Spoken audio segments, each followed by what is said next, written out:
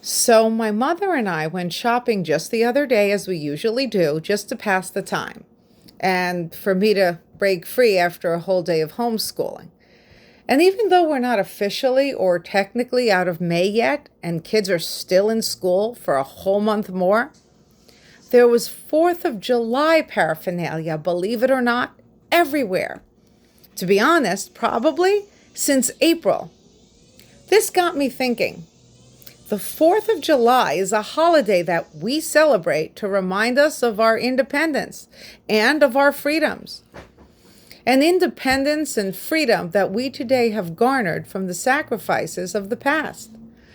Sacrifices of past generations, the generations of our ancestors and of our forefathers, those whose statues we have recently destroyed and or removed. What is worse, yet very sad but very true, we are no longer America the Beautiful, nor are we free or independent. In fact, we are slaves. A new kind of slave, perhaps, but still slaves. A new kind of slave that is being held captive by not slave owners, but rather by misguided and malevolent politicians who continue to shackle us in poverty, ugliness, division, and fear. Those who want to continue to infringe upon our rights. Rights over our money, rights over our homes, rights over our schools, rights over the curriculum being taught, rights over our bodies, and so on and so forth. And of course, if they get their way, if we allow them to get their way, rights over our children. However, and in all honesty, our current plight, as I see it anyway, does not discriminate. It actually, again, in my opinion, affects people of all backgrounds, of all ethnicities, of all belief systems, and of all socioeconomic strata, etc., equally and alike. And no, unlike Elizabeth Warren, I personally have never claimed to be anything outside of the obvious, a white female. In fact, when people now ask me what my hair color is, I don't say brunette, even though I was born that way. I say gray, because that's the truth. And after all, you can't hide the truth, even if you attempt to cover it up. But I digress. The point here is I am female, always have been. And females, for many years, if not decades and or centuries, were also discriminated against and seen as unworthy, as second-class citizens. But you don't see me, and many others like me, still crying or lamenting about it or having tantrums.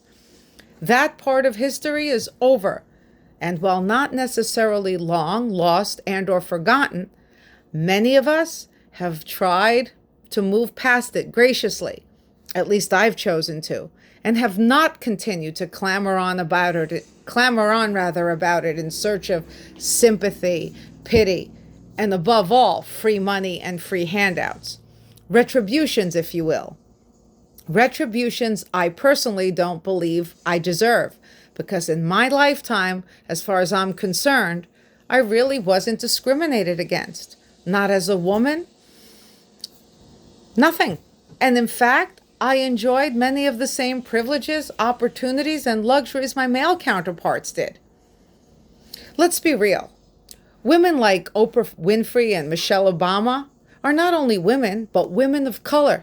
And yet somehow they're among the wealthiest, most successful, most recognized, and most well-respected, even though they grew up in a time when that may not have been the case. But again, I digress. I'm not out for blood or revenge, calling for the removal of male statues or the destruction of mankind. Yes, Mr. Trudeau, I said mankind, which, by the way, though maybe quite loosely, would include you. What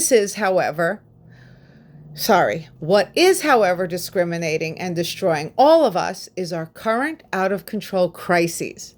And there are many, and there are plenty.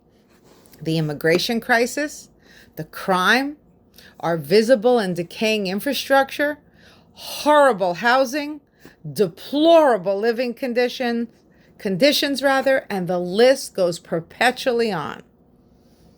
But it can be fixed, and, believe it or not, relatively easily, even if people keep knocking on and or knocking down our imaginary border door.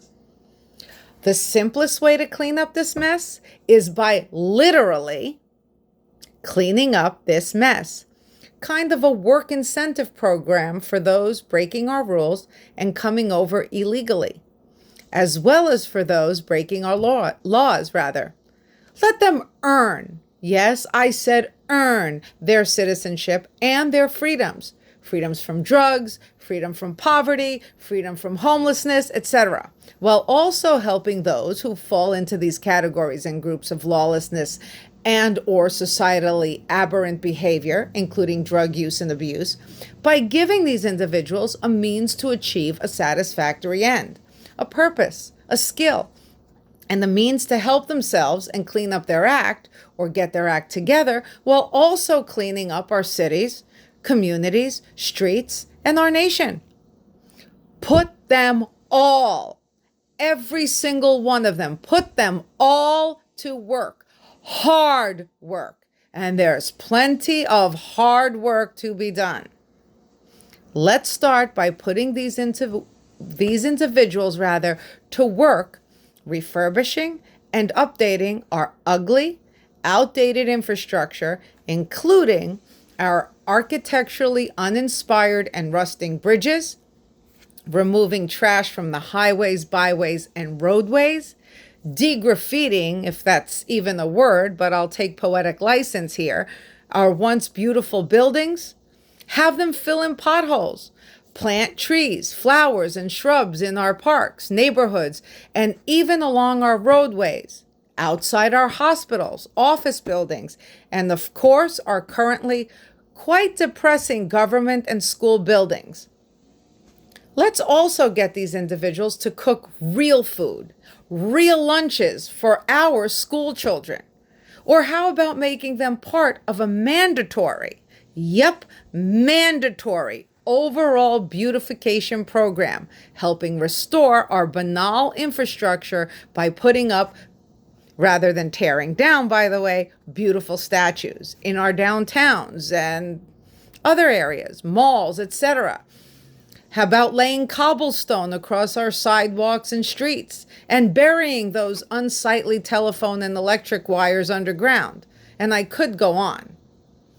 Let's not forget that after all, hard work are not two dirty four-letter words, but rather two words that our nation or nations were built upon. Two words that kept our nation or nations thriving.